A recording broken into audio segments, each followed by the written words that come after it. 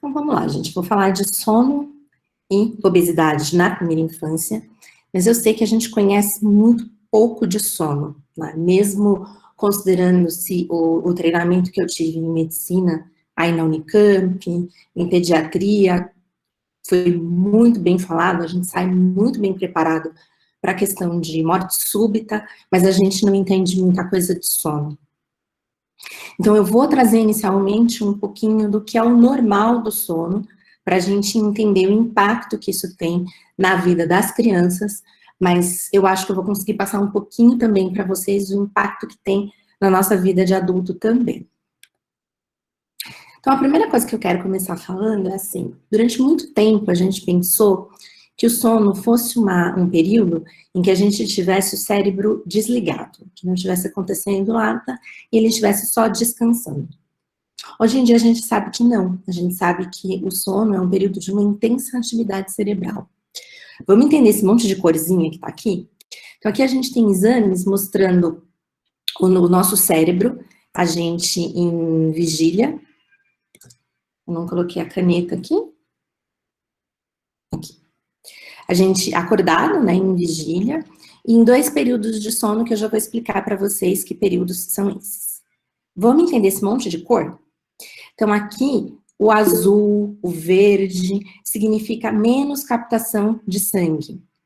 O amarelo, o laranja, o vermelho, significa maior captação de sangue. Então, a gente vê que durante a vigília tem várias áreas que estão aqui vermelhas, mas a gente tem várias áreas vermelhas e laranjas também durante o sono. E, curiosamente, tem um período do sono, que a gente já vai destacar um pouco melhor, em que tem uma ativação ainda mais intensa do que se a gente compara com a vigília. Então, não, o período do sono não é um período de simplesmente desligar o cérebro. Ele está em atuação e a gente vai ver que coisas importantes que ele está fazendo enquanto a gente está dormindo. Outra coisa importante da gente entender é como a gente dorme. Então, a gente dorme com a interação desses 3 fatores. O ritmo claro e escuro, que depende menos da gente, mas a gente vai conversar como que a gente pode bagunçar isso. O acúmulo do sono e o ritmo circadiano, que é o ritmo que a gente vai tendo ao longo do dia. Vamos entender melhor um pouco de cada um desses ritmos? Então, primeiro, o claro e o escuro. Como que a gente tem isso, então, ao longo da humanidade? A gente tem a luz durante o dia, essa luz inibe a melatonina e eu fico acordada. Escurece, diminui a luminosidade natural, eu tenho a liberação da melatonina e eu consigo dormir. O que tem acontecido nos últimos séculos? Luz artificial. O que tem acontecido nas últimas décadas? Uso de eletrônicos. E o eletrônico é importante a gente entender que quanto menor a tela, mais próximo aos nossos olhos a gente usa. E isso faz com que a incidência de luz seja muito maior, por exemplo, num celular, do que quando a gente está vendo a TV, por mais que a tela da TV seja maior. Mesmo a iluminação de uma sala, ela já é insuficiente para inibir a produção da melatonina. Então, quando a gente fala de crianças, principalmente crianças pequenininhas, o que muitas vezes a gente vê?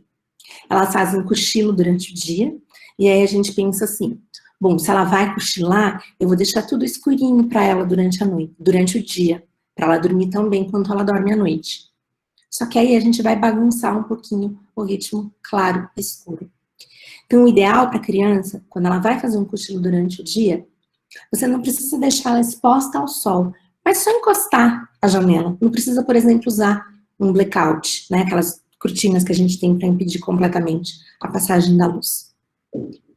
Outra coisa que a gente vê, principalmente nos bebês que ainda mamam bastante durante a noite, essa vai ser uma dica boa aí para a Ruth que vai receber o Arthur em pouco tempo, né? Não deixar aquela luz acesa durante toda a noite. Então, durante o dia, exposição à luz do dia. Durante a noite, na hora que vai fazer os cuidados, procurar acender, por exemplo, a luz do corredor e não a luz do quarto. A luz que vai ficar acesa ali durante toda a noite vai atrapalhar a maturação da melatonina do Arthur e vai atrapalhar a produção de melatonina da Ruth. E quando a Ruth amamentar o Arthur, ela vai passar melatonina para ele. Então, a gente não precisa se preocupar que o bebê ainda não produz, porque a gente consegue ter a obtenção disso aqui através do leite materno. E o acúmulo de sono, como que é isso?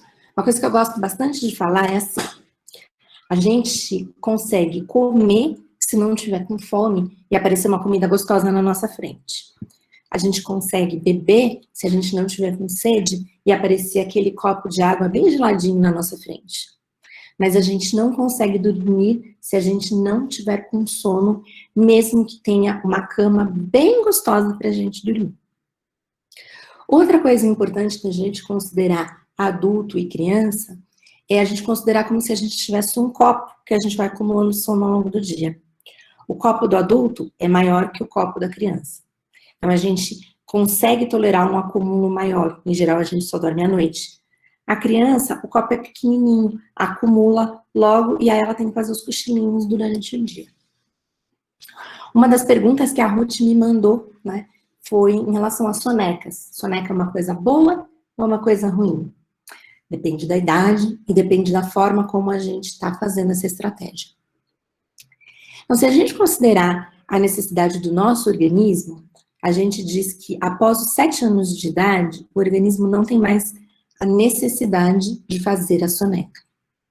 Porém, a gente sabe que existem questões culturais muito importantes.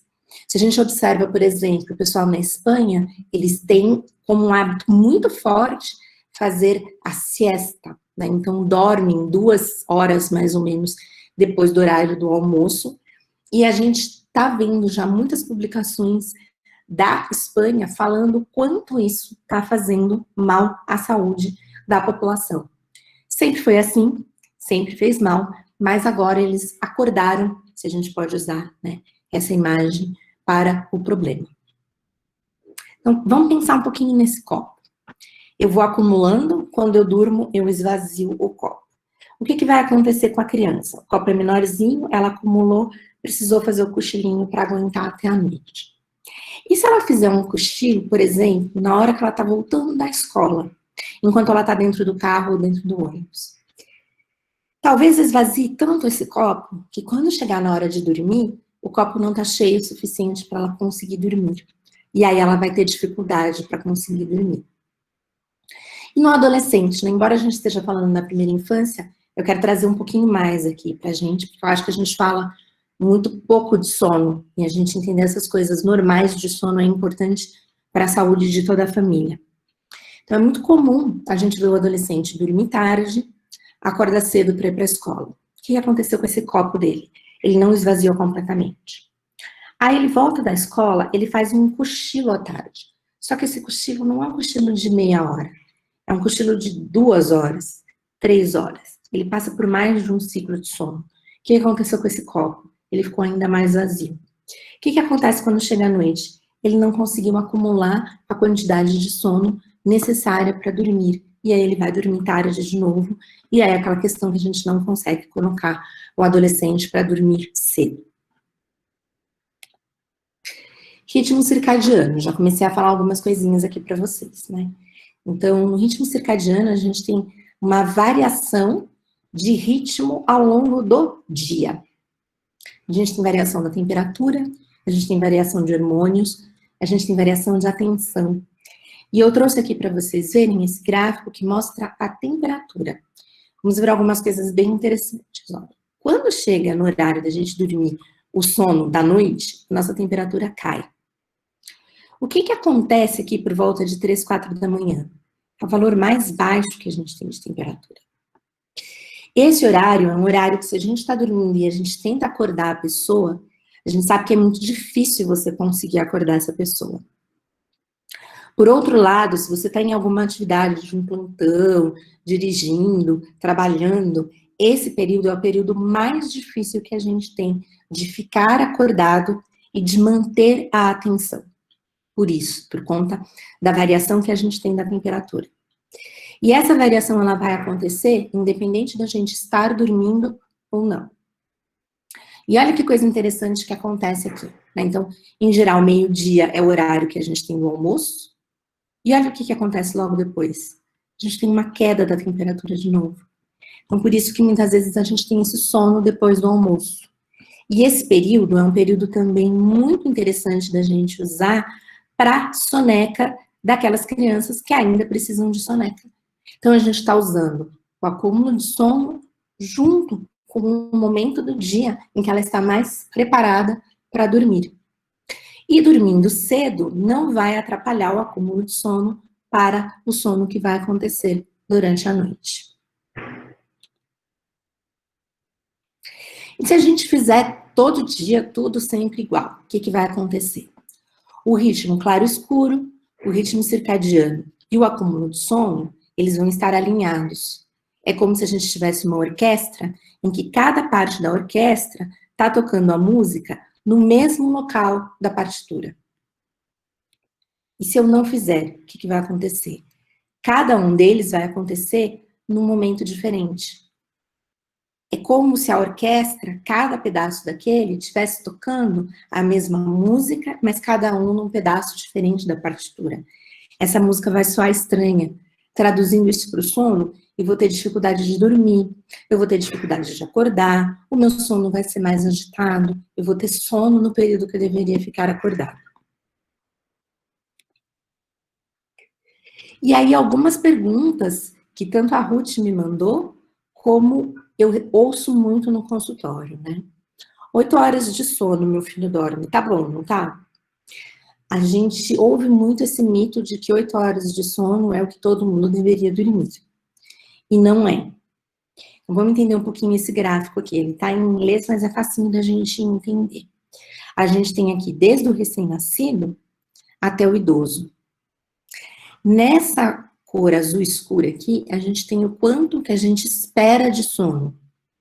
O azul claro pode ser aquilo que é normal. Então, para a gente comparar um pouquinho, isso aqui, vocês que já discutem bastante a parte de obesidade, é como se a gente pensasse aquele peso que é normal, aquela parte que você está falando assim, ih, tá muito magrinho, mas pode ser da criança ou pode ser que ela esteja desnutrida, e tá com sobrepeso. Ou será que ele é grandinho?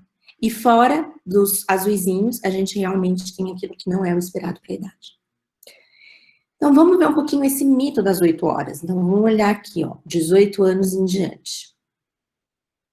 A gente precisa, na verdade, de 7 a 9 horas. Cada pessoa tem uma necessidade diferente. Então, algumas precisam de 8, algumas precisam de mais, outras precisam de menos. Muitas vezes a gente vê as pessoas dormindo 6 horas, ou até menos. E eles acham que tá tudo bem. Será que tá tudo bem mesmo? Uma quantidade muito pequena de pessoas que vão se sentir realmente bem com apenas 6 horas de sono. E como que a gente descobre quanto tempo eu preciso dormir de verdade? O ideal é a gente considerar um período em que a gente não tem obrigação do horário de dormir e do horário de acordar. Para algumas pessoas isso é as férias, para algumas pessoas isso tem sido a pandemia. Então, quantas horas de sono você precisa ter para acordar no dia seguinte? Disposto, sem sono, sem olheira, de bom humor. Essas perguntas, elas não valem só para o adulto, elas valem para as crianças também. E vejam que para as crianças, é a partir da adolescência que eu vou considerar 8 horas como um horário normal. Eu vou precisar que essa criança de 6 a 13 anos durma no mínimo umas 9 horas. As menorzinhas, 10 a 13 horas. Aqui a gente conta o horário total de sono nas 24 horas, né? Principalmente daqui para cá, a gente sabe que muitas vezes a gente tem uma parte desse sono acontecendo durante a noite e uma parte desse sono acontecendo durante o dia. Outra coisa importante da gente ver é que ao longo da vida a gente vai diminuindo mesmo a necessidade de sono, né? E para a Ruth pensar para o Arthur, né? Quanto tempo que é um tempo normal do bebê dormir? De 11 a 19 horas. Então existe uma variabilidade muito grande do quanto esse bebê pode dormir dentro do normal. E mesmo tendo um outro bebê, quem disse que o Arthur vai ser igual? Né? Então a Érica falou, ó, nasce um bebê, nasce uma mãe. Mas nasce um irmãozinho, nasce uma nova mãe também. né? Porque a mãe é a mesma, mas o bebê é outro e ele pode ter um comportamento completamente diferente. Então, aquele bebê que dormia pouco, o outro pode ser que durma muito, ou o contrário. E a gente tem que entender essas questões de normalidade também.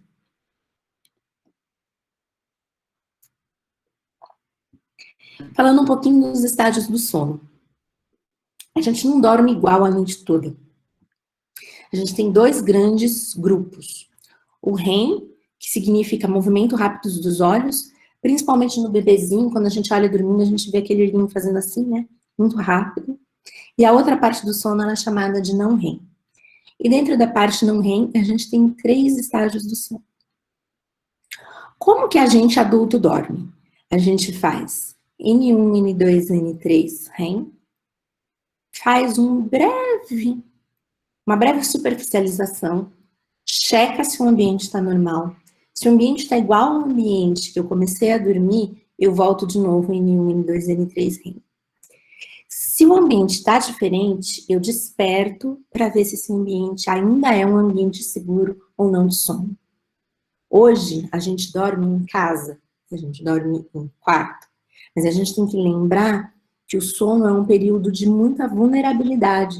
A gente pode ser atacado por uma tribo inimiga, a gente pode ser atacado por predadores.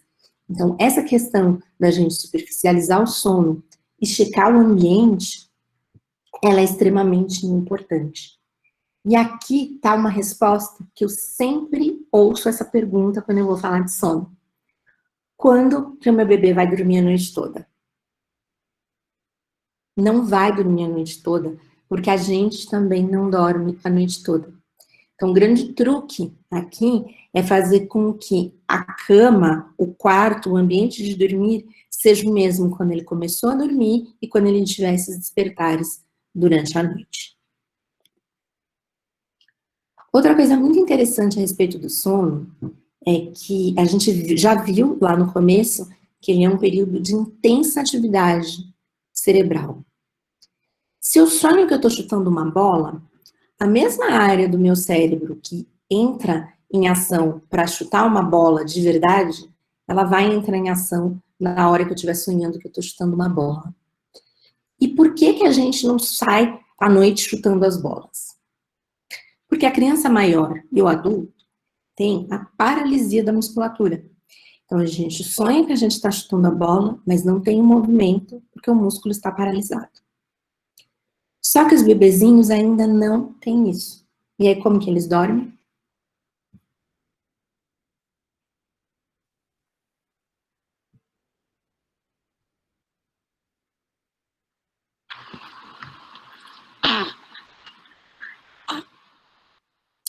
Movimentando-se, fazendo barulho. Tem algumas crianças que são mais dramáticas, elas gritam, elas choram, outras dão risada.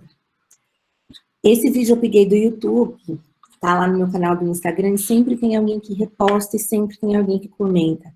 Eu achava que o meu filho estava com cólica, eu achava que o meu filho estava incomodado, eu achava que o meu filho não gostava do berço. E é importante que a gente entenda que isso é um padrão absolutamente normal de sono da criança. Isso vai começar a mudar por volta dos 3 meses, e em geral, lá pelos 6 meses, isso desaparece, mas em algumas crianças, isso fica até 1 ano de idade, e, mais uma vez, é absolutamente normal.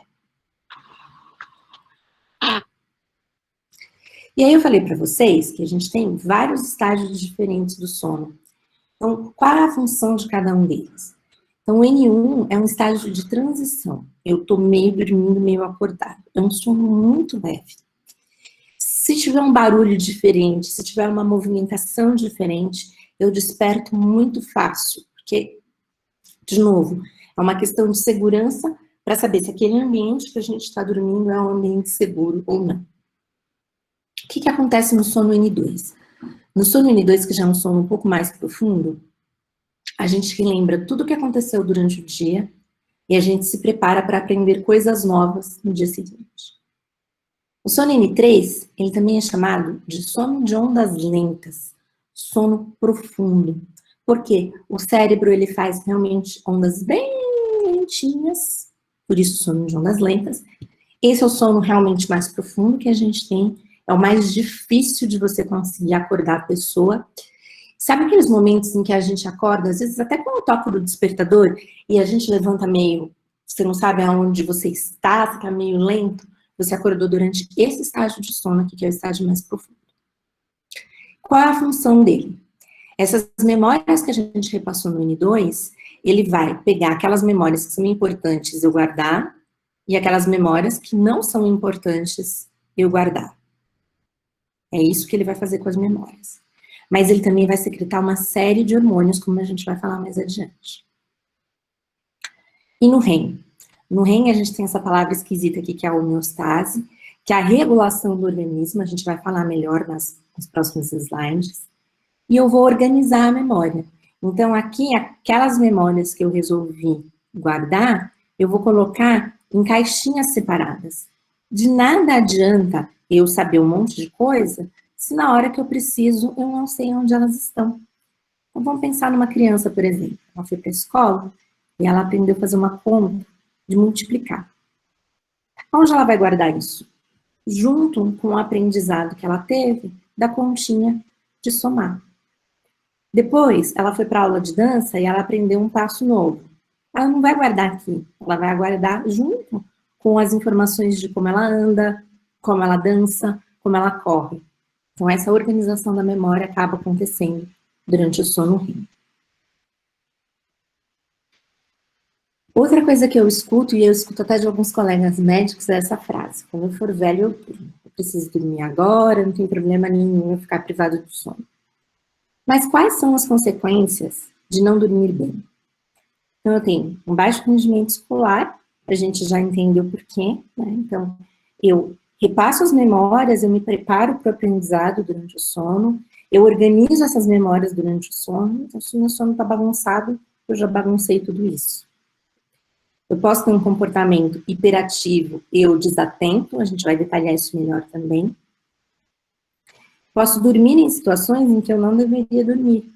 Então, por exemplo, o adolescente que vai para a escola cedo, chega no meio da aula e ele dorme na aula. Maior propensão a acidentes. A gente pensa muito no adulto, mas a criança também pode acabar tendo algum acidente. Então, assim, a gente estava falando que sem sono a gente não consegue dormir. Mas, por outro lado, se eu estou com muito sono, muitas vezes eu não consigo me segurar e acabo dormindo sem querer.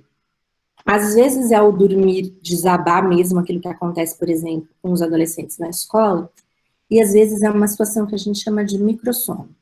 Uma parte do seu cérebro dorme, uma parte não. Então, por exemplo, você está caminhando na rua, acabou o quarteirão, você tem que atravessar a rua, é aquela desatenção, mas é uma desatenção um pouco maior, que a criança não está prestando atenção em outra coisa, ou o adulto, e você atravessa a rua sem olhar. Então, mesmo para criança, a gente tem que pensar assim em acidentes. E o pior perfil metabólico e o risco de obesidade, que é o que a gente vai detalhar nas próximas aulas. Então, finalmente, a gente falando do tema da aula, né? Sono e obesidade, um problema que começa na infância. Quando a gente estava combinando a aula, a Rotina me perguntou, mas isso acontece já nas crianças também? Sim, isso já acontece nas crianças também. Então, o que eu vou falar aqui independe da idade. Vou falar dois nomes estranhos, esqueçam eles, só para a gente saber que eles existem. Leptina e grelina. A leptina é o hormônio da saciedade. E a grelina é o hormônio da fome. O que acontece com eles durante o sono?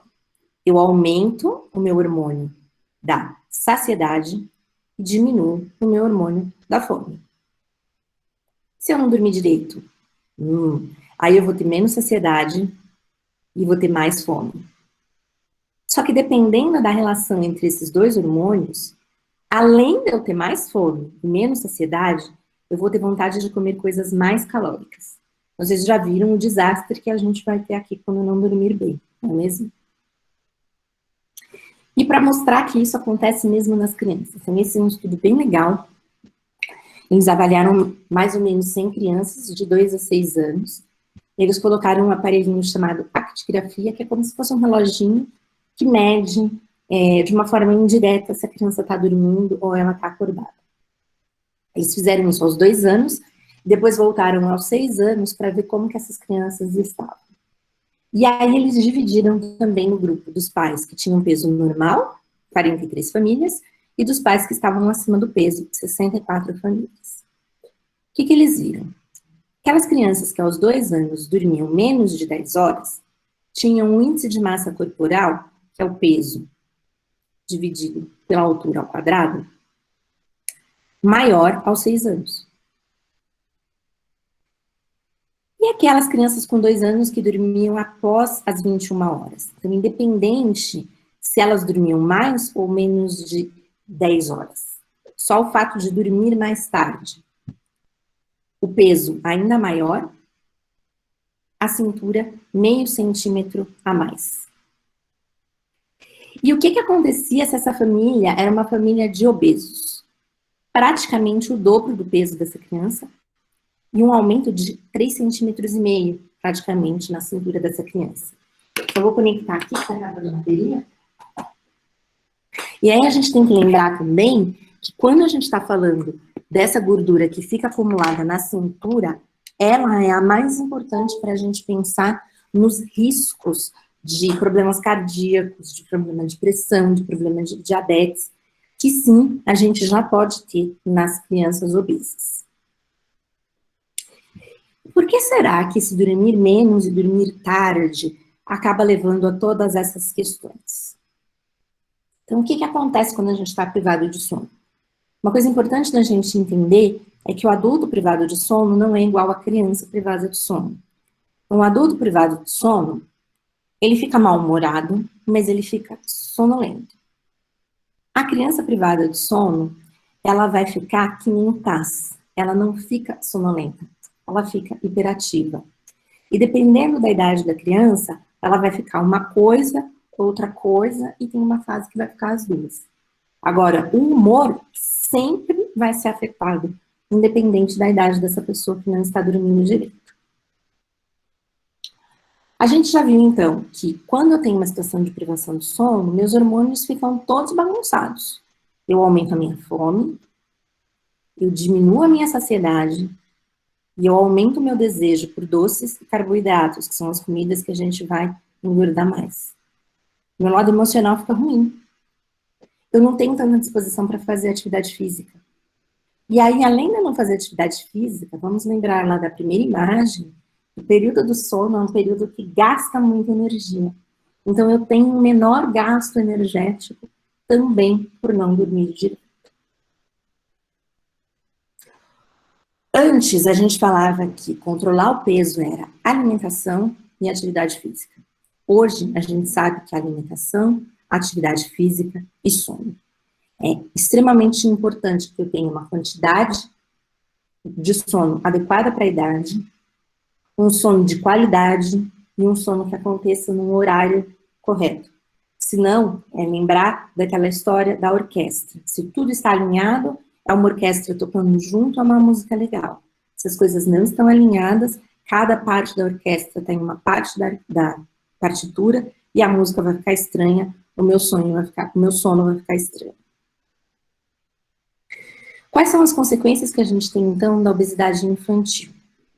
Redução da autoestima, apneia do sono, que é um outro problema de sono que a gente tem, que a gente vai ver que eles acabam um piorando o outro. Alterações na coluna, de postura, estrias, lesões nas articulações, nos pés, maior risco de gordura no fígado, de diabetes, de pressão arterial alta, problemas respiratórios, problemas cardíacos. Então, eu falei para vocês como que o sono pode ajudar a um quadro de obesidade. E agora eu vou falar um pouquinho para vocês como que a obesidade também pode piorar o nosso sono. Então, a gente pode ter uma apneia do sono, a gente pode ter uma hipertensão arterial, a gente pode ter um diabetes e a gente pode ter uma piora da asma. Vamos falar de cada um deles. O que é uma apneia do sono? São paradas na respiração enquanto a gente dorme. Então, aqui a gente tem um fluxo de ar normal, eu respiro normalmente. Se eu tiver uma diminuição dessa passagem, é o ronco. Então, a criança que ronca, o adulto que ronca, já significa que tem um problema e que eu devo tratar este problema. Então, se alguém na família de vocês está roncando, converse isso com os médicos, seja com o pediatra da criança, seja com o clínico geral. E algumas vezes, simplesmente não passa ar, e é isso que a gente chama de apneia. Quando acontece a apneia, eu não respirei, cai o meu oxigênio no sangue. Aí, o que vai acontecer? O meu cérebro, ele vai despertar para que eu consiga respirar de novo. Esse despertar, ele pode ser tão breve que a gente não se dá conta, mas o nosso cérebro sabe que a gente acordou. E o que acontece com o sono fragmentado?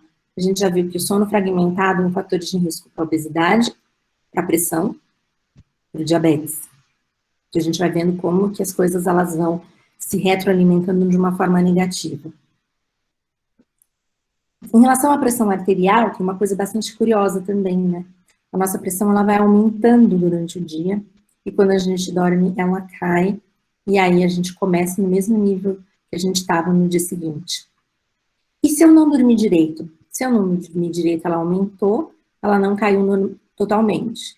Depois ela vai aumentar de novo, ela não vai cair totalmente. E aí ao longo do tempo, o que vai acontecer? Ou eu começo com hipertensão arterial, que já pode acontecer na criança, ou no adulto que já é hipertenso, eu posso começar a perceber que essa pessoa não está mais respondendo às medicações que ele está tomando, está tendo um descontrole da pressão arterial. Outra coisa importante da gente lembrar, a avaliação da pressão arterial é diferente no adulto, então uma criança que tem uma pressão de 120 por 80, ela já pode estar hipertensa. Então é importante a gente lembrar que o aparelhinho de pressão tem que ser o aparelhinho do tamanho da criança e que a gente tem tabelas em que a gente leva em consideração a idade da criança, o sexo da criança e a altura para saber se essa pressão está ou não adequada para aquela criança. Diabetes. Diabetes também é mais ou menos parecido com a pressão. Tá? Então, eu vou aumentando os meus níveis de açúcar no sangue ao longo do dia e na hora que eu durmo, eu diminuo. Se eu não estou dormindo bem, eu vou aumentando cada vez mais. Se eu não estou dormindo bem, eu ganho peso. Ganhar peso é fator de risco para a gente ter diabetes. Então, aí a gente está vendo como todas as pecinhas vão se encaixando. E, finalmente, a asma. Né? Então, quem tem asma e não está dormindo bem, tem pior controle da asma. Por quê? Porque o sono, ele melhora a nossa imunidade, a gente consegue se defender melhor das infecções, a gente consegue ter uma resposta melhor às vacinas que a gente toma. A privação de sono leva à obesidade e uma imunidade ruim e a obesidade vão piorar aí o controle da nossa asma. Então, a mensagem que eu queria passar para vocês em relação ao sono é: a gente precisa se atentar às horas adequadas de sono de acordo com a idade e dentro de cada idade, particularizar quanto cada pessoa precisa. O horário que eu vou para a cama é importante para a gente alinhar aquelas coisas todas. Então, por exemplo, para adultos, a gente tem estudos mostrando que quem dorme após as 22 horas tem mais problema de pressão alta, de diabetes e de obesidade, mesmo que durma o adequado para a idade. Rotina é fundamental para a gente conseguir alinhar aqueles 3 coisas que fazem a gente dormir. Dados com cochilo. O cochilo pode ser um aliado, mas pode ser um vilão se ele acontecer muito perto do horário de dormir ou se ele for muito longo. Atividade física ajuda a gente a dormir melhor, ajuda a gente a controlar o peso. Alimentação saudável também. Era isso que eu queria falar para vocês, e aí eu sei que a gente vai ter várias perguntas aí a respeito do assunto. Uma dúvida que eu tenho é o seguinte: a minha filha tem 1 ano, né, e 10 meses, e ela faz a soneca do dia e dorme bem à noite, desde muito cedo, assim, ela já dorme bem, sabe? E uma dúvida que eu tenho é o seguinte: a gente sempre colocou ela para dormir à noite 8 e pouco, 8 e meia, até no máximo 9 horas. Só que eu tenho percebido que agora, nesses últimos tempos, mesmo porque a minha esposa, a gente dorme cedo, sabe? A gente é do dia, de acordar 5 e pouco, 6 horas da manhã e dormir cedo e tal, né? Mas esses dias eu tenho percebido que ela tá indo dormir um pouquinho mais tarde, a soneca da tarde, né? Por exemplo, 1 hora da tarde. E se eu deixar, ela dorme. É que eu vou lá e acordo 3 horas. Eu falo, não, eu vou deixar ela dormir no máximo 2 horas, entendeu?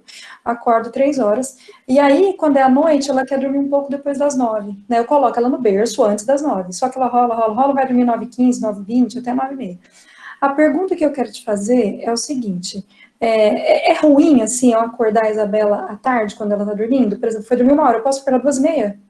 Entendeu? Isso aí não vai afetar, já que ela tem que dormir, por exemplo, tantas horas. Eu acho que toddler, né, de 1 a 3 anos, eu não lembro lá qual que é o range que você mostrou, né? Mas você acha que tem algum problema eu acordá-la durante o dia? Não, não. Às vezes a gente tem mesmo que acordar. Por exemplo, se ela tá fazendo a soneca mais tarde, o que muitas vezes eu recomendo é assim, leve ela para fazer a soneca uns 10 minutos mais cedo. Mesmo que ela não durma. Faça uma coisa tranquila. Deixa ela mais calma, que pode ser que ela comece a dormir mais cedo. Realmente a gente tem que tomar cuidado com o horário que faz. Uma outra coisa que eu gosto sempre de falar, Érica, é que, assim, a criança não é receita de bolo. Então, a gente sabe que não deve ser uma soneca muito grande, que não deve ser uma soneca muito próxima ao horário de dormir. Então, como regra, a gente fala assim, não faça sonecas depois das 4 da tarde. Claro que o vizinho, ele vai fazer soneca às 4 da tarde, ele vai acordar e ele vai mamar, porque o ciclo dele é muito pequeno, né? A gente está falando que nem a sua menina. Mas, por exemplo, eu tenho uma paciente que a mãe tentou tirar essa soneca do final da tarde, e ela falou, eu não consigo colocar ela para dormir às 8 da noite. Se ela dorme das 6 às 7 da noite, ela janta, escova o dente, toma banho, põe um pijaminha e dorme, na sequência. Se ela não faz o cochilo entre 6 e 7, ela não consegue dormir, e ela acaba dormindo mais tarde. Então, a gente tem que ir fazendo esse ajuste fino também com cada uma das crianças. Outra coisa que a gente tem que lembrar é o claro escuro é o principal fator que faz a gente dormir. E parece que não, mas mesmo aqui em São Paulo a gente tem influência de maior luminosidade durante o verão. E a gente está chegando perto do equinócio, né? Então os dias eles estão ficando cada vez maiores. Então, às vezes, a criança, pela maturação ou pela luminosidade, vai diminuindo mesmo um pouquinho a necessidade de dormir. Boa tarde, doutora. Boa tarde. Seguinte, o meu filho tem 1 ano e 2 meses. E assim, desde 9 meses, mais ou menos, ele senta na cama durante a noite, resmunga horrores durante a madrugada. A partir da meia-noite é essa vida. E aí depois ele despenca. Então, assim, a gente até colocou macarrão de piscina na borda da cama, porque ele tá com os olhos fechados e ele fica assim. Eu falei que eu não sei mais o que fazer. A gente colocou até um colchão de casal no chão, por orientação do pediatra, né, para ver se ele conseguia dormir melhor. Mas eu achei que piorou, então a gente voltou para a cama, né? Mas assim, tem alguma coisa que a senhora me oriente? Assim, eu Então, sei que Camila, eu não acho que é. vale a pena ver como que estão as outras questões do sono. Você está descrevendo um quadro que a gente chama de despertar confusional. Então, o que que é isso? Parte do cérebro está acordado, parte está dormindo. E aí, a parte que está dormindo naquele período de N3, que é aquele período, lembra que eu falei, que é o mais difícil que a gente tem de acordar? Então, algumas pessoas falam assim, não acorda o sonâmbulo, porque se você acordar ele vai morrer. Mentira, ele não vai morrer. Só que vai ser muito difícil você acordar. É mais fácil você fazer a pessoa voltar a dormir do que acordar. Quanto mais você interage, mais aquilo se prolonga. Então, a questão de segurança é uma questão importante. Então, ou uma cama com grade, ou o macarrão, como você falou, ou uma cama mais baixa. Mas a cama mais baixa, você tem que tomar cuidado, né? Assim, a gente está com as camas montessorianas da moda. A gente tem que tomar cuidado porque a criança, ela acorda. Se ela pode sair, ela vai sair. E ela vai sair para onde? Ela vai ter acesso aí ao banheiro, vai correr o risco de se afogar no vaso do banheiro? Ela vai ter acesso à área de serviço e vai correr o risco de se afogar no balde, ela vai conseguir virar o fogão em cima dela? Então, às vezes, a gente não pensa nesse tipo de coisa, mas a gente tem que pensar, né? Então, uma das coisas que às vezes eu falo é assim, às vezes você precisa colocar aqueles portõezinhos na saída do quarto da criança, ou se ela ainda está dormindo com os pais, na saída do quarto dos pais, para garantir que ela não vá se machucar. O que faz a gente ter sonambulismo? Uma questão maturacional, então ele está numa idade realmente em que as sinapses, né, vamos traduzir isso, a comunicação entre os neurônios, o neurônio ele tem uma bainhazinha de gordura, e nas crianças essa bainhazinha ainda não está muito bem desenvolvida. Então o que acontece? Os neurônios eles se encostam no outro como se fizesse um curto-circuito, né, é eletricidade mesmo ali. Então, com o amadurecimento, a camada de gordura melhora e essa interação consegue ser melhor sem esses escapes. Pode ser só isso. Mas pode ser, por exemplo, que ele esteja com o nariz mais entupido e que aí quando ele dorme, ele ronca, ou ele faz umas paradinhas na respiração e aí vale a pena a gente tratar esse nariz. Ou ele esteja com um estoque baixo do ferro. Então, eu acho que vale a pena fazer esse check-up com o pediatra para ver se tem alguma coisa que está facilitando ele ter esses episódios. E o que eu te recomendo é grades ou telas em todos os locais da casa. A gente já teve casos em que a criança pulou da janela do banheiro, que era o único local que não tinha tela. Então, é importante ter todas essas coisas de segurança, sim. Eu sou estudante de doutorado da FCA Unicamp de Limeira e eu estudo sono. Então, foi até por isso que eu fiz alguns questionamentos, porque é um tema muito interessante para mim, né? Que eu adoro estudar e que eu adoro ouvir. E aí, mas assim, eu estudo mais a parte em adultos e em ratos adultos, então eu não tenho muito conhecimento dessa parte de crianças e bebês, né? E aí a primeira dúvida foi em relação à questão dessa luminosidade, como você comentou ao longo da palestra, tentar não mudar muito essa luminosidade natural quando o bebê for cochilar. E Isso. acaba sendo uma higiene do sono, né? E aí eu queria saber se, além disso, existem outros fatores que entram nessa higiene do sono para auxiliar no sono do bebê ao longo da noite. Uhum. Esse é o principal. O segundo principal é rotina. Então, mesmo o bebezinho, a gente tem que ter uma rotina. Né? Então, a gente sabe, por exemplo, aquilo que eu falei para vocês, do ritmo circadiano, a gente tem um ritmo que dura mais ou menos 24 horas. Um pouquinho mais. Por isso que agora, na pandemia, muita gente está com problemas de sono, porque a gente está dormindo, a gente não precisa acordar naquele horário que você ia para trabalhar. Então, aí eu acordo uns 20 minutinhos mais tarde. Aí, aquela noite, eu durmo uns 20 minutinhos mais tarde. Aí, eu começo a ficar cada vez mais fora desse horário. E para o bebezinho, o ritmo dele é de 3 horas em média. Por isso que fala que o bebê tem que mamar de 3 em 3 horas. Mentira. Ele tem que mamar na hora que ele quer mamar, né? Mas o reloginho dele é de 2 a 4 horas. Então, se a gente, nesse período em que ele está acordado, vai fazendo mais ou menos as mesmas coisas, então de manhã a gente faz um passeio no quintal, na pracinha, à tarde a gente faz um banho, perto da hora de dormir. Não adianta fazer uma coisa muito intensa com a criança, mas uma musiquinha, contar uma historinha, rezar, colocar sempre ali no bercinho, isso já vai ajudando. A outra coisa que é importante, Ruth, que é o principal fator para a gente prevenir insônia nas crianças. Estou falando muito com a Ruth porque eu fiquei sabendo que está chegando um bebê, né? Bebezinho, quando começa a mamar, ele mama e ele dorme aqui no peito ainda. Lá pelos 3 meses, dependendo da idade de cada bebê, né, da maturação de cada bebê, ele fica um tempinho acordado. Se a gente aproveita esse momento e coloca nesse momento o bebê acordado no berço, esse é o principal fator que a gente tem para prevenção da insônia. Sabe aqueles bebês que acordam de hora em hora para mamar? Não é fome. Ele acorda de hora em hora, só que ele estava dormindo. Lembra que eu falei do adulto? A gente faz uma superficialização do sono e vê se o ambiente está igual. Se está igual, eu volto a dormir. Se o neném mamou e aí ele está no berço, cadê a minha mãe? Ele vai chorar e vai pedir a mãe de novo, mesmo que não seja por fome. Então, essas são as principais coisas que a gente tem para prevenção da insônia e para higiene do sono nos bebezinhos. Outra dúvida é que alguns estudos, eles têm mostrado que a obesidade e outras síndromes metabólicas podem aumentar a chance de desenvolvimento de alguns distúrbios do sono. Uhum. E, especificamente no bebê, isso também acontece. A senhora comentou sobre a apneia do sono.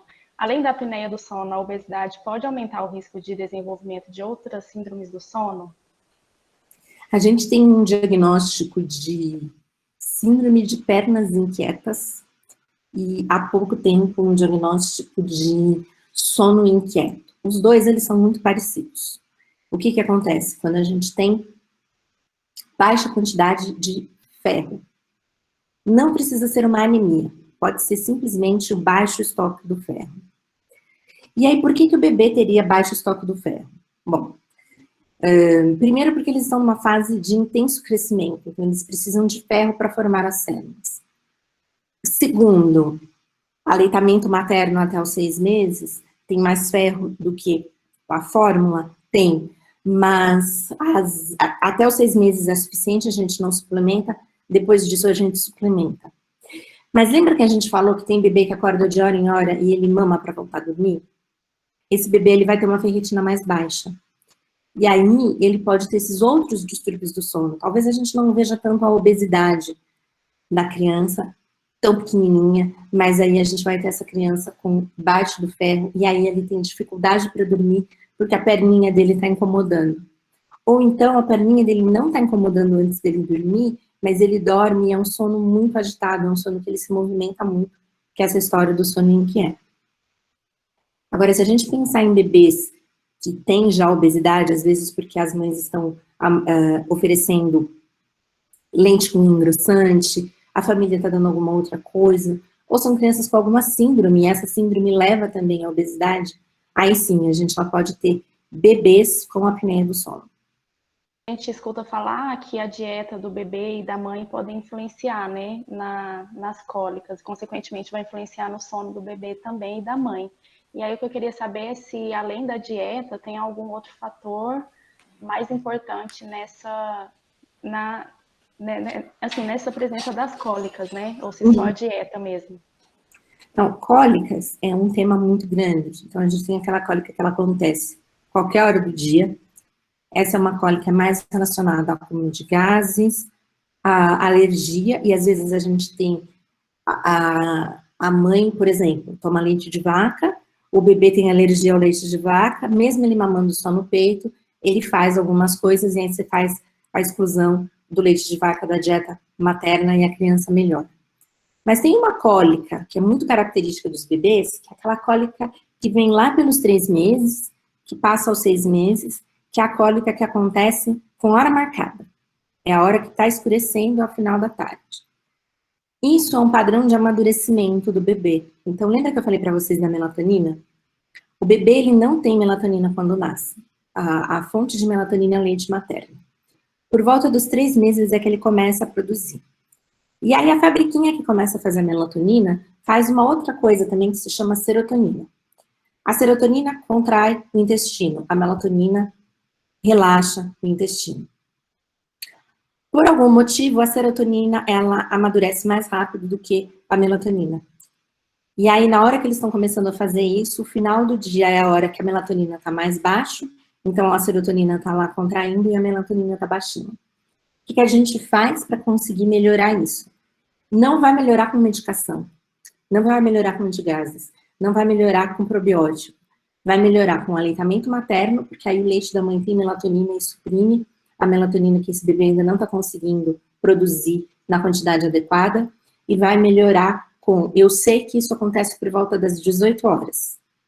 Então, você já sabe o que você faz com o bebê que ele acalma.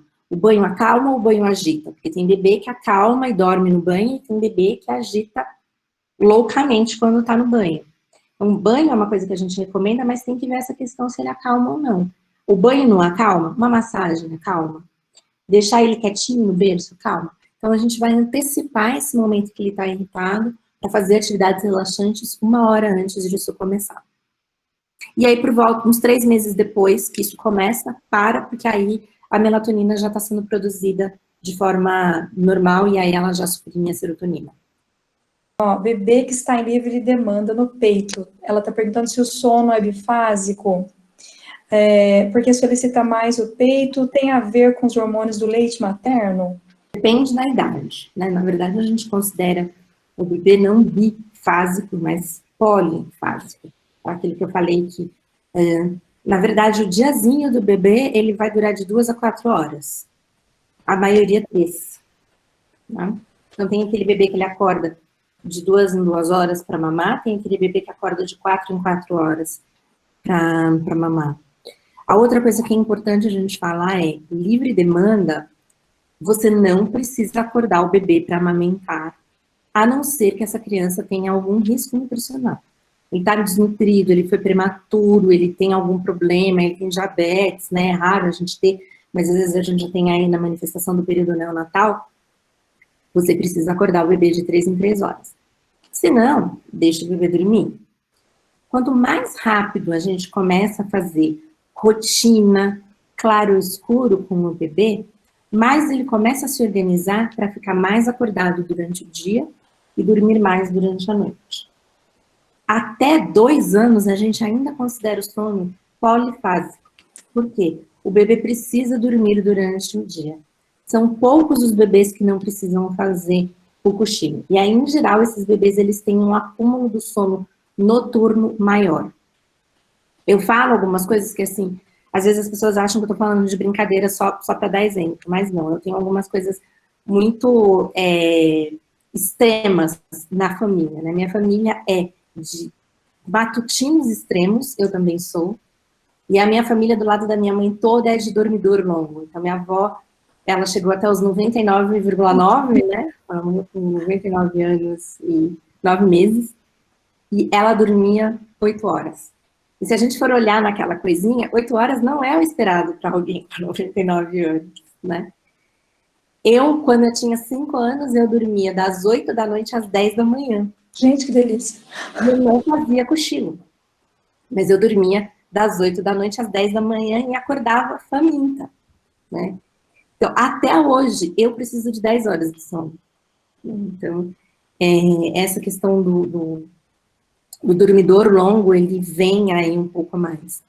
Então, são raras as crianças que aos 2 anos, elas estão bifásicas, precisando só de um cochilo durante o dia. A maioria ainda está precisando de 2.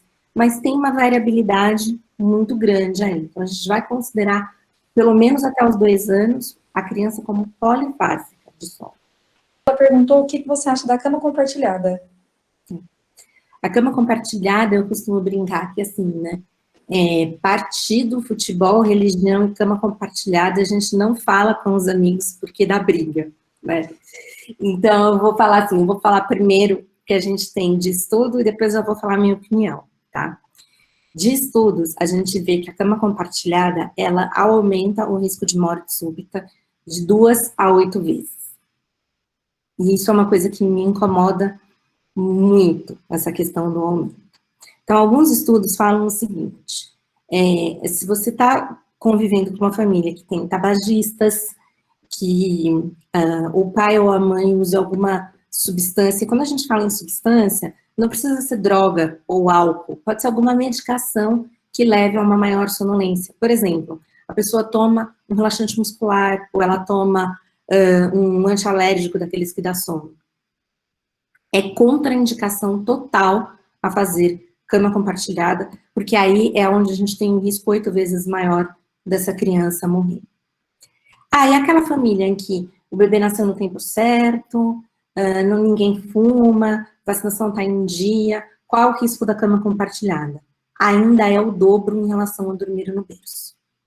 Então, dormir no berço é o local mais seguro que a gente tem até 1 ano de idade. Prevenção de morte súbita é o ABC do sono, que vem do inglês alone, back creep, sozinho, de barriga para cima, no berço. Então, vamos traduzir um pouquinho isso, porque às vezes as pessoas, elas entendem de uma maneira diferente. O sozinho significa que dentro do berço só tem uma coisa fofa, o neném.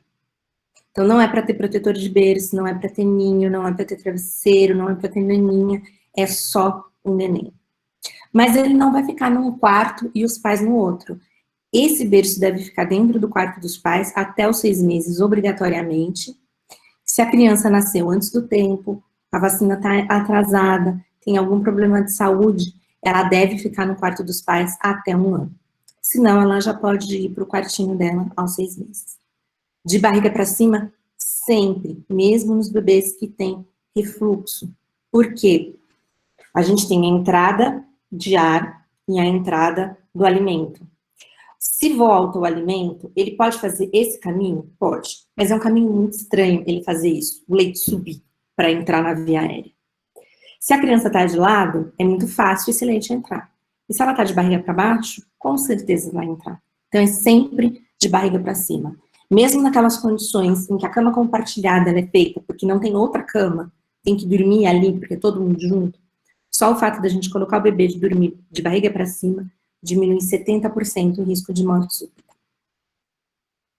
E sempre no berço. A gente tem algumas pessoas que falam, a cama compartilhada é a forma mais segura de dormir. Não é. Existe uma forma segura de fazer cama compartilhada. Eu discordo, e aí é a minha opinião. Por quê? A cama segura é sem travesseiro, sem coberta. Algumas versões é só a mãe, em algumas versões é a mãe e o pai. Só uma criança. Não pode ter consumido álcool, não pode ter problemas de saúde que aumentam a sonolência, não pode ter medicações ou problemas de saúde que aumentam a sonolência, e não pode ser feito antes dos 4 meses. Mas ainda assim, eu dobro o risco dessa criança morrer. Eu, Cristiane, acho que não vale a pena você correr esse risco.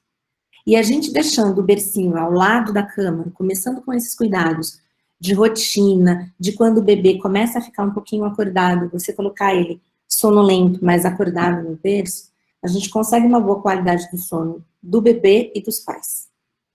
Então, eu particularmente acho que não vale a pena. Bom, parabéns pelo trabalho, doutora Cristiane. Eu já conheço, né? Acho que eu já fui a alguma palestra sua quando meu filho ainda estava para nascer, né? Ele hoje ele tem 3 anos.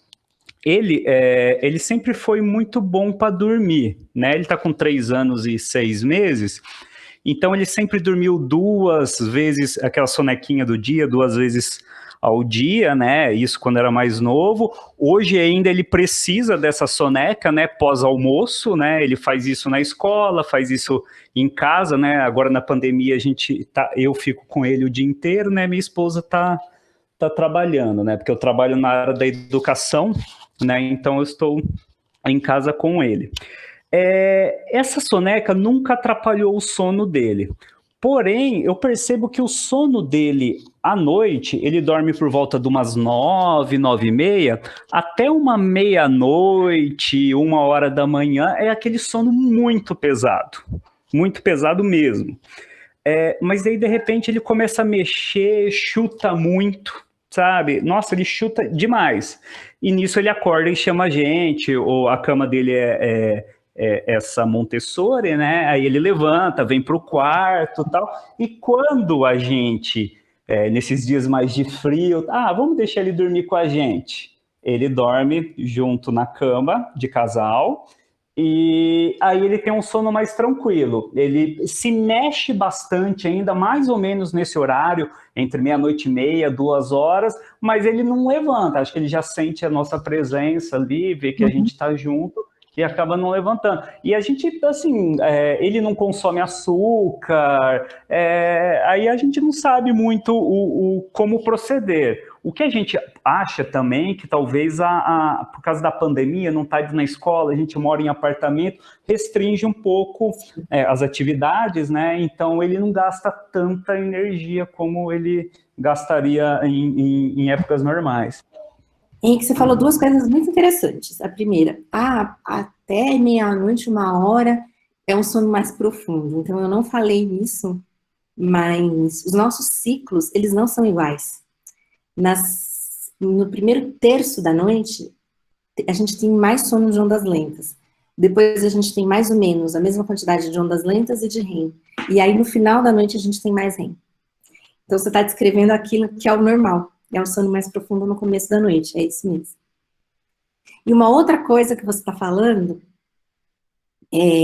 É algo que a gente fala muito na insônia dos adultos, mas que eu acho, sim, que existe também na criança. Que é assim, você tem o fator predisponente, é a tua genética que a gente não muda. Você tem um fator precipitante, é alguma coisa que aconteceu. E um fator perpetuante, é como você está agindo com isso.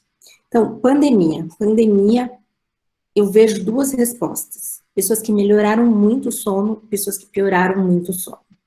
Então, piorou muito o sono porque perdeu a rotina e aí a gente perdeu um daqueles componentes lá da orquestra. Crianças eu tenho visto muitas vezes melhorar. Por quê? Porque as pobres das crianças estão vivendo rotina de executivo. Quantas vezes a gente vê criança que sai de casa às 6 da manhã, o que significa que ela acordou 5, 5 e meia, e ela volta para casa às 9 da noite. Então, essa criança ela não está com oportunidade de dormir. E aí, agora com a pandemia, ela tem oportunidade de dormir e acabou melhorando. Eu acho que no caso do seu filho, vale a pena você conversar com um pediatra e checar um pouquinho como está, por exemplo, o estoque de ferritina dele. Ele pode estar se movimentando muito porque a ferritina está baixa, e aí vale a pena fazer uma reposição. E aí, aquele momento que ele acorda e a gente leva para a cama. Ele sabe que é meia-noite, que é 1h, 2, 3 ou 10 da noite? E aí ele não entende por que 1h eu chamo meu pai e minha mãe e ele me leva para a cama, e por que outra hora eu chamo meu pai e minha mãe e ele não me leva para a cama. Então eu vou chorar até meu pai e minha mãe me levar para a cama, né? Então a gente tem que tomar cuidado com essas rotinas que a gente vai fazendo, e eu entendo. A primeira vez você devolve, a segunda vez você devolve, a terceira vez você está cansada.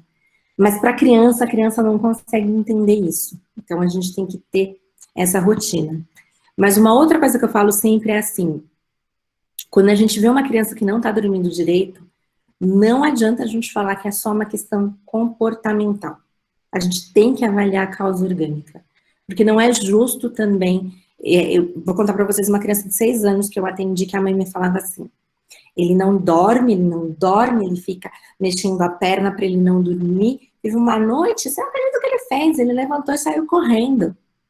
Quando a gente foi examinar essa criança, ele estava com uma ferritina de 9, o normal é 20. A gente pode ter sono inquieto abaixo de 50. Então, o que estava acontecendo com essa criança que ele não conseguia traduzir para a gente? Conversem com alguém que tem a perna inquieta. A perna, ela tem vontade de mexer. Enquanto você está mexendo, você está bem. Quando você para de mexer, você tem um incômodo. Então, não era que ele estava mexendo a perna porque ele não queria dormir e queria que a mãe continuasse ali.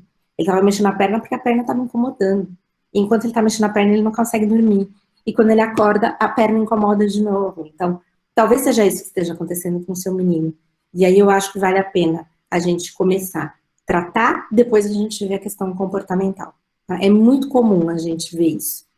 Isabela, minha filha, teve uma enterovirose, sabe? Que manifestou urticária no corpinho e tudo mais, e isso atrapalhou muito ela dormir por alguns dias, né? E depois, pronto, ela ficou bem e voltou a dormir normalmente, né?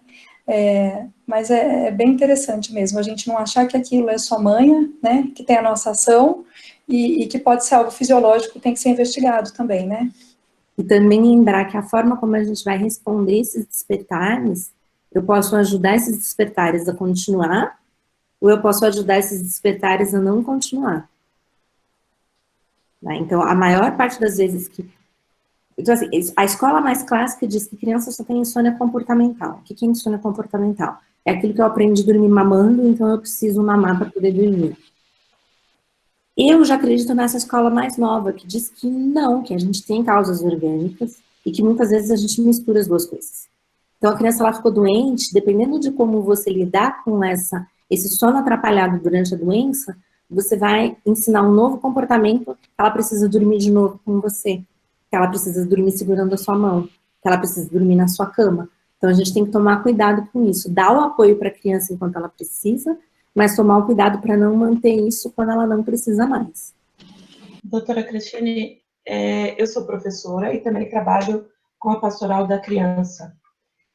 E eu já tive crianças menores de 2 anos que não dormiam na creche, né? Então, a gente tem aquele negócio a respeito do limite da criança. Mas ela entrava das 7 até as 17 e não dormia. Mas eu notava que ao final da tarde ela estava bem esgotada, irritada. Como é normal? Como que nós, professores, podemos ajudar nesse caso? São poucas as crianças que não precisam do cochilo nessa idade. E às vezes o que a criança faz é brigar com o sono. Então a primeira coisa que a gente precisa entender é isso. Quanto menor a criança, mais a resposta dela à privação de sono vai ser a agitação. É só a gente lembrar do neném. Como que o neném fica quando ele está com sono? Ele começa a mexer o pezinho e fazer um choro, que é um choro que com o tempo a gente aprende que é um choro de sono. A criança maior, ela não vai chorar, mas você vai começar a perceber que ela fica agitada. Eu gosto bastante de brincar que parece o Taz, porque realmente parece o Taz. Pode ser uma criança super comportada e ela fica com sono, ela começa a ficar super agitada. E uma coisa que é característica das crianças é testar limite. Então, eu vou testar limite para ver até quando minha mãe me deixa ficar acordada, até quando a professora me deixa ficar acordada. Então, o que eu gosto de fazer com as crianças, às vezes na escola é mais difícil a gente ter essa visão dos professores, que legal que você tem isso. Na casa, às vezes eu falo, tenta conversar com a professora, é assim. Tá bom, você não precisa dormir, mas você vai ficar aqui quietinho. Às vezes a criança dorme, às vezes ela não dorme, mas só o fato dela ficar um período quieta, isso já ajuda ela a conseguir passar ao longo do dia. Tá? Tem algumas crianças de 1 ano que estavam assim, eu não quero fazer mais soneca. Mas os pais contavam justamente isso, que a criança precisava disso. Então assim, vamos combinar, você não precisa dormir, mas nesse horário a gente vai... E aí eu costumo falar para aproveitar aquele horário da queda da temperatura, que é entre 1 e 2 da tarde. Vamos ficar quietinho aqui, então, no escurinho, sem fazer barulho. Eu não quero dormir, tá bom. Essa criança que você falou, para os professores colocarem num quarto onde as outras crianças estão dormindo, né, talvez esse seja o problema. Talvez o ideal seria levar para uma sala onde tem, sei lá, livrinho, alguma coisa, uma atividade mais tranquila, igual você falou, né, e a criança tem a possibilidade de descansar e quem sabe até adotar essa rotina de sono, né. Os livros, de repente, ela vai achar mais legal interagir com o livro do que... Desperta também, então, Cristiane, o ideal seria... Sem nenhuma sem atividade. nada. Uhum. Né? Mesmo que seja separado para ela não acordar. E a gente entende que nem sempre isso é possível dentro da escola, né? Vamos voltar com essa campanha de prevenção de morte súbita, as pessoas ainda não sabem nem que tem que colocar o neném de dormir de barriga para cima.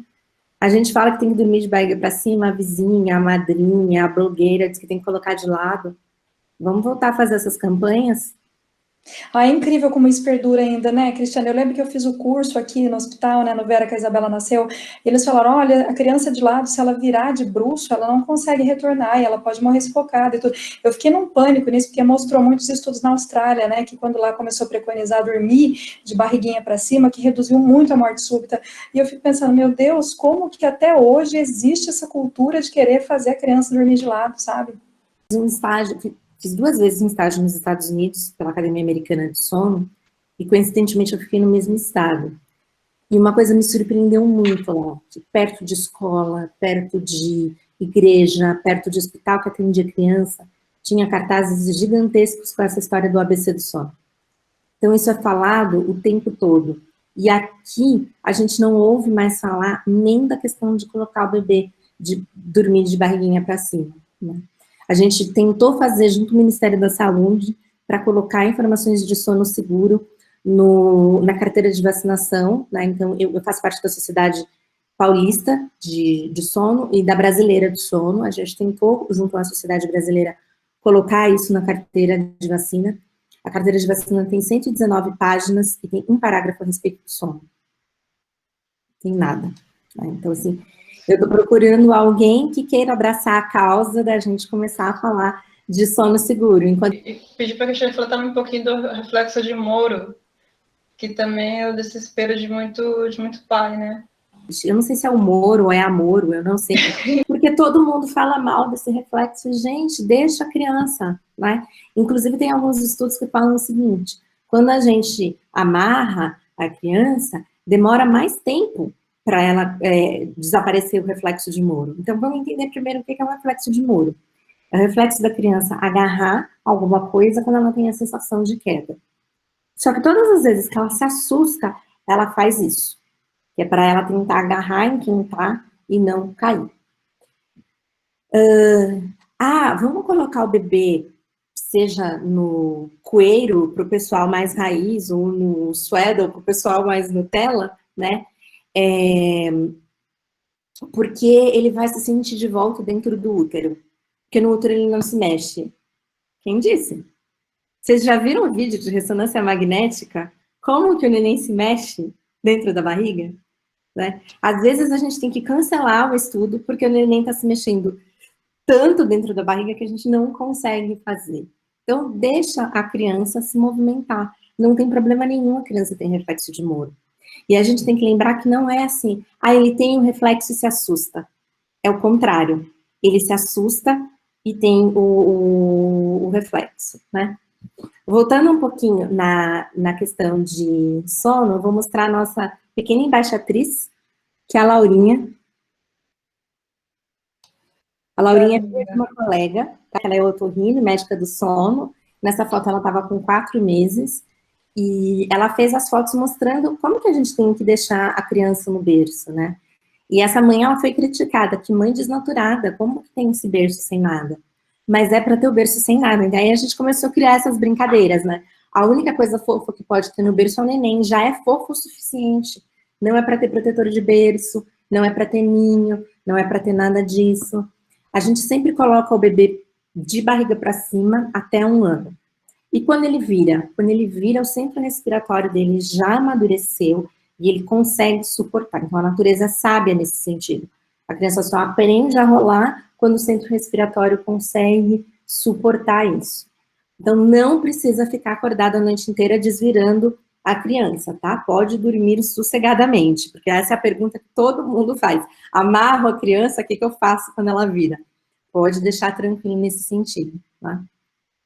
E a gente sabe que vacinação, colocar o bebê para dormir de barriga para cima, no seu bercinho, não expor essa criança ao tabagismo, são formas que a gente tem de prevenção de morte súbita, que é aquela morte inesperada que a gente tem das crianças, né? A gente teve 2 casos recentes, esses casos eles não saem tanto na mídia, porque ninguém quer falar da morte de um bebê saudável, mas talvez porque não se fale tanto, as pessoas têm a sensação de que isso não existe. Então, por exemplo, a gente tem 1,5 bebês a cada 1.000 nascidos vivos morrendo por ano no Brasil. Isso é a mesma taxa de mortalidade por pneumonia. Porque a gente não fala statistiquês, né? Quanto que é 1,5 neném por 1.000 nascido vivo? É a mesma quantidade de pneumonia. A gente teve um caso aqui em São Paulo, de uma família pobre, que tinha apenas um cômodo, o bebê estava no bercinho, e uma sacola plástica voou durante a noite e ficou em cima desse bercinho e o bebê morreu sufocado. E a gente teve um outro caso, há poucos dias, de uma mãe que estava amamentando e ela dormiu enquanto estava amamentando e acabou sufocando o bebê na cama compartilhada. Então, é isso que a gente tem que ter aí, os riscos, né, da cama compartilhada. A gente tem um trabalho do Pediatrics, que é uma revista super importante para pediatria. É um trabalho americano, né, a gente tem poucos trabalhos aqui no Brasil, que mostram que dos casos de morte, morte súbita, então morte de um bebê que estava bem, morreu de repente, e isso aconteceu durante o sono. 1/3 desses bebês morreram sufocados. Eles não conseguem respirar da maneira como a gente respira. O centro respiratório deles, os sensores dos gases, os músculos, são tudo muito fraquinhos, eles não conseguem responder. A resposta que a gente tem ao acúmulo de CO2 também deles é muito reduzida. A quantidade de CO2 que fica retida no travesseirinho, no protetor do berço, já é suficiente para sufocá-los e levá-los à morte. Outra coisa que faz é estrangulamento. Então, muitas vezes o que acontece? Em protetor de berço, isso é um clássico, o bebê entra entre o berço e o protetor de berço, e quando ele tenta sair, ele acaba sendo estrangulado. Outros casos, naquele segura-chupeta, né, seja uma fralda, seja uma extensão qualquer, estrangula a criança. E outra coisa que está na moda são os colares de âmbar, né? Colar de âmbar, eu falei que assim, eu quero comprar um para mim, porque o colar de âmbar, ele diminui a febre, ele diminui a cólica, você dorme melhor. Vocês já viram que fotos lindas que tem nas propagandas? Então, além de tudo isso, né? Você vai ficar lindo com o colar de âmbar. O colar de âmbar ele estrangula, gente, não é para usar realmente. E o outro terço? O outro terço é esmagamento. O que é o esmagamento? É um corpo em cima de outro corpo.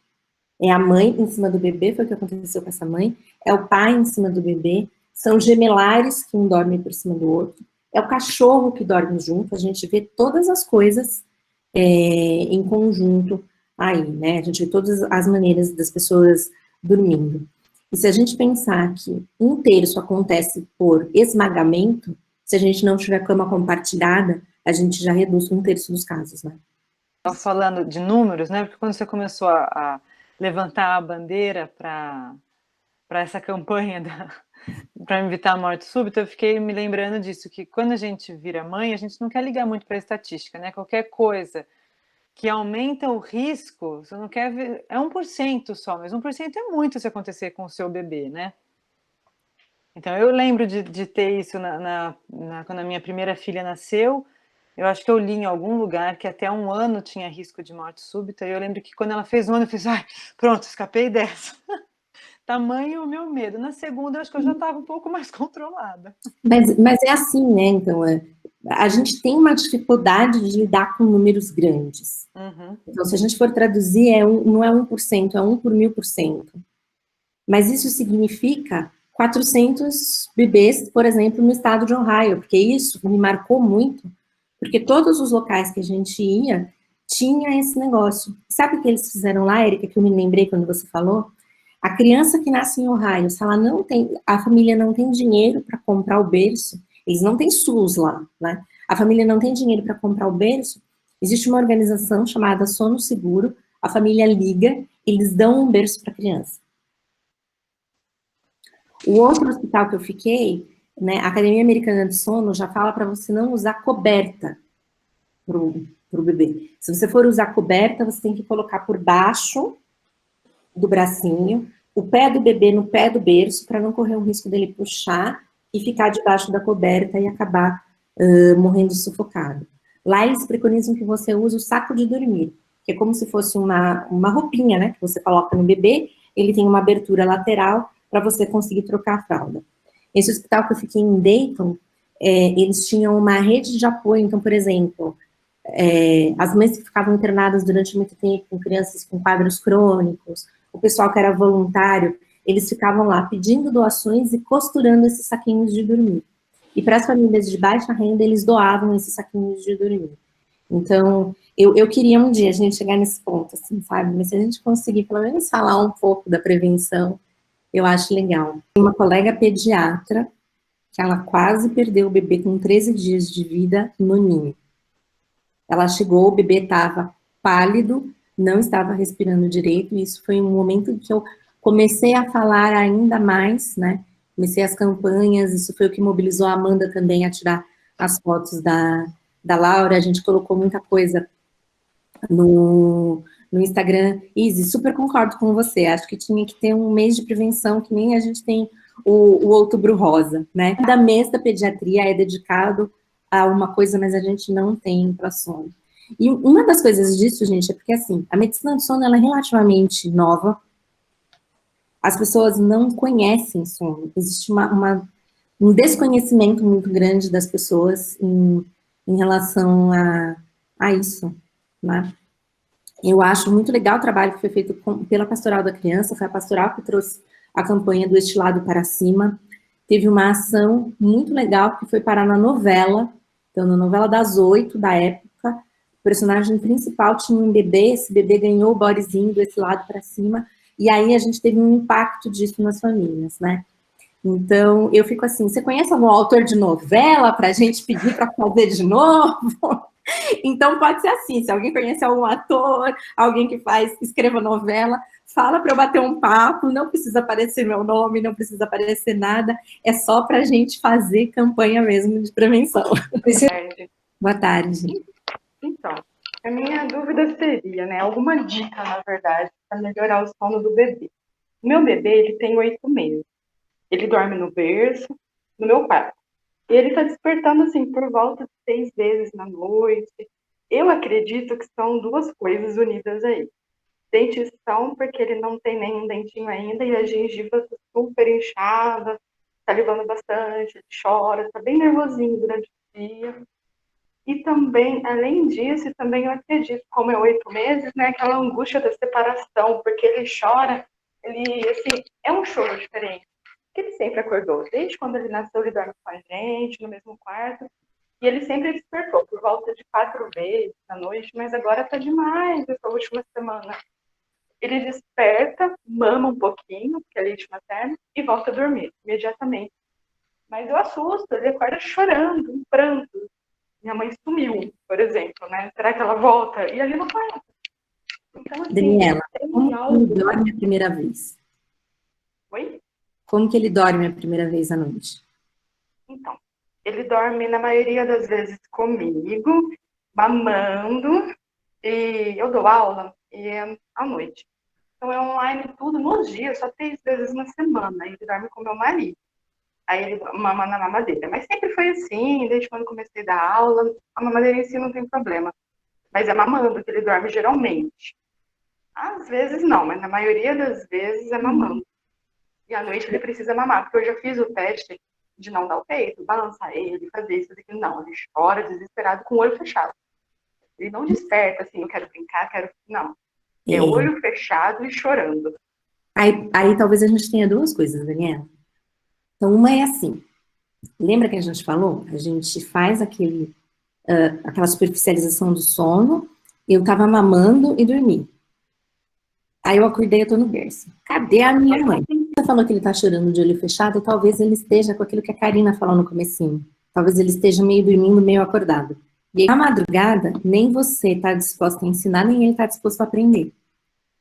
Então, se a maioria das vezes ele tá dormindo, mamando, você precisa quebrar essa associação no começo da noite. Quando ele aprender a dormir sem essa associação, ele vai conseguir acordar à noite e dormir da mesma forma. Aí ela diz que é para parar de dar mamar. Não. Tira o mamar. Não. Dá mamadeira. Não. O que a gente faz, então? Por exemplo, uma das técnicas que a gente faz é antecipar o momento da mamada. Na hora que você está amamentando, é muito mais leite. Seja na mamadeira, seja no peito. É leite, é carinho, é colo, às vezes é balançar, às vezes é minar. Então, se a gente tirar tudo de uma vez, pode ser, Daniela? Pode. Essa é a técnica que se usava na década de 50. Deixa a criança chorando, uma hora ela aprende. Aprende. Aumenta o visual? Não. Vai para o psicólogo depois? Não. Só que o conselho tutelar daqui a pouco está batendo na tua porta, né? Porque aqui a gente tem uma outra maneira que é a gente tirar as associações aos poucos. Então, se você só deu mamar, deu banho, voltou. Cadê a minha mãe? Cadê o meu colo? Cadê todas as coisas? Então, o que eu gosto de fazer é passo a passo. Então, você vai dar uma mais, escova o dentinho e já combina. Mesmo com 8 meses, eles já entendem. A gente vai fazer diferente essa noite. Você vai mamar, depois você vai tomar banho. Aí, quando você vai pro quarto, você pega ele no colo de novo, a mesma coisa que você estava fazendo antes. Ele vai querer mamar. Tenta. Se for um chorinho, tenta não dar mamar. Entrou em desespero, dá mamar. Na noite seguinte, de novo. Na noite seguinte, de novo. Quando a gente vai fazendo isso, a maioria das crianças, em 4 semanas, ela tá dormindo sozinha. Desde que ele não tenha um problema orgânico junto. Né? Isso é sempre importante. Às vezes você assim, você só fica falando mal de consultora de sono. Não, é que consultora de sono faz receita de bolo. Você vai fazer assim, assim, assim, todas as crianças é a mesma coisa. E não avaliar se essa criança tem um dente nascendo, se ela tá com a ferritina baixa, se ela tem refluxo, se ela tá tendo alguns despertares que juntos são episódios de despertar confusional ou sonambulismo. A gente tem que olhar a criança uma a uma. Vai tentando fazer isso, depois a gente conversa de novo. Uma admiração enorme pela doutora Zilda, né? Uma das mulheres que eu admiro em todas as formas que ela fez, uma excelente médica, pediatra, epidemiologista, e fez uma campanha muito bonita, né? Que foi ela que trouxe essa campanha do Este Lado para Cima. Antes, a questão do soro caseiro, eu lembro de ver na TV ainda como se fazer soro caseiro, né? Eu gostaria muito que a gente pudesse ter campanhas desse tipo, né? Que passasse na hora do bem-estar, de qualquer outra coisa. Olha, você tem que colocar o neném dormindo de barriga para cima. Eu acho que a gente precisa desse tipo de campanha, porque nem essa coisa básica, que já acontece desde 1992, as pessoas sabem ainda. O pediatra fala, é para colocar para dormir de barriga para cima. Aí a avó fala, não, imagina, eu criei não sei quantos filhos, não sei quantos netos, dormindo de lado. A vizinha, mas tem que colocar de lado. Aí a outra vem, tem que pôr. E aí a mãe fica confusa no que fazer. A gente entende isso. A gente fica secando o gelo. A gente fala uma coisa e todo mundo tá falando outras. Então, coisas que eu tenho no consultório e que eu mostro. O cartaz da pastoral da criança, esse lado para cima. O cartaz do berço seguro, como que a gente coloca. O vídeo da Karina com o efeito da chupeta na dentição. E o desenho da traqueia e do esôfago, né, que é o canalzinho que vai levar o líquido pro intestino e o ar pro pulmão, para a gente mostrar por que tem que ser de barriga para cima. Essa questão do sono, a gente precisa muito contar com a ajuda da rede de apoio, do pai, da avó, da vizinha, da tia, sei lá. Porque para fazer todo esse refinamento, né, de conseguir fazer a criança dormir bem e tudo mais, naquela exaustão materna que a gente precisa muito dessa ajuda, senão realmente é mais fácil atacar no peito e ver o que dá. A gente fala assim, né, outra coisa, você fica falando mal das avós, não. Porque a avó fica colocando no colo, a avó põe na TV. Traz a avó pra gente conversar, né? A gente tem que trazer essas pessoas para ajudar, e às vezes a pessoa tá fazendo a coisa errada na melhor intenção, mas foi assim que ela aprendeu há 40 anos atrás, as coisas vão evoluindo. Eu acho que a rede de apoio para uma mãe nova, seja ela do primeiro filho, do segundo, do terceiro, de quantos forem, ela é essencial. Ela é essencial para o sono, ela é essencial para a amamentação. Então, a gente tem trabalhos mostrando que se a avó amamentou, a probabilidade da mãe amamentar é maior, porque essa avó vai ajudar, seja a filha, seja a nora, a superar os problemas da amamentação, né? A gente acha que amamentar é um processo natural, não é. A gente acha que dormir é um processo natural, não é. E a rede de apoio, ela é extremamente importante. E essas modificações que a gente foi tendo nas sociedades, e a pandemia veio piorar isso, eu conheço muitas avós que só viram os netos pela internet, não conseguiram pegar. A gente falou aqui no comecinho, né? Eu tenho uma raiva muito grande dessa pandemia que eu não consegui. Eu falo que eu tenho muita vontade de bagunçar o cabelo da Laurinha, né? Ela sempre teve esse cabelo, ela já nasceu muito cabeluda, eu tenho muita vontade de bagunçar esse cabelo, e a pandemia não deixou. Ela não convive com uma das avós, porque a avó é grupo de risco. Eu conheço avós que estão aqui no Brasil, os nenéns nasceram nos Estados Unidos, e no primeiro bebê foi lá dar apoio para dar banho, para amamentar, para dormir, e agora a gente não consegue. Então, a gente está vendo quanto essa rede de apoio realmente faz diferença, né? Eu gosto muito de ser puericultora. Não é o trabalho que eu mais recebo, mas eu não consigo abrir mão do consultório que eu tenho de puericultura, porque me dá muito prazer ver as crianças crescendo, desenvolvendo, né, a gente fazendo todas essas coisas. E uma das coisas que a gente fala muito na puericultura é o tempo de tela. Então, a gente também teve uma mudança com a pandemia, né? Então, por exemplo, para sua menina, a gente fala 0 tela. Mas a gente libera a tela para conviver com essas pessoas com quem ela não tem contato. Então, eu entendi que o seu pai não gosta, mas vamos supor que ele se convença a fazer, a gente libera para esse convívio com avós, com tios, com pessoas que estão distantes, com amiguinhos para aquelas crianças que já têm os amiguinhos da escola, porque senão eles vão esquecer mesmo. Eu trabalhei em uma época aqui na prefeitura que a gente fazia aquele programa Saúde na Escola, e ninguém fala de sono, né? Então, você fala de sono, então, tudo quanto era lugar que eu ia, eu falava de sono com os avós, com os pais, e falava com as crianças. E elas entendem, e elas chegam em casa e repetem tudo. Mamãe ronca, então fala para a mamãe ir para o médico. Mamãe, foi uma tia na escola falar que você tem que ir no médico porque você tá roncando. E as mães falavam, ela falou isso para mim mesmo.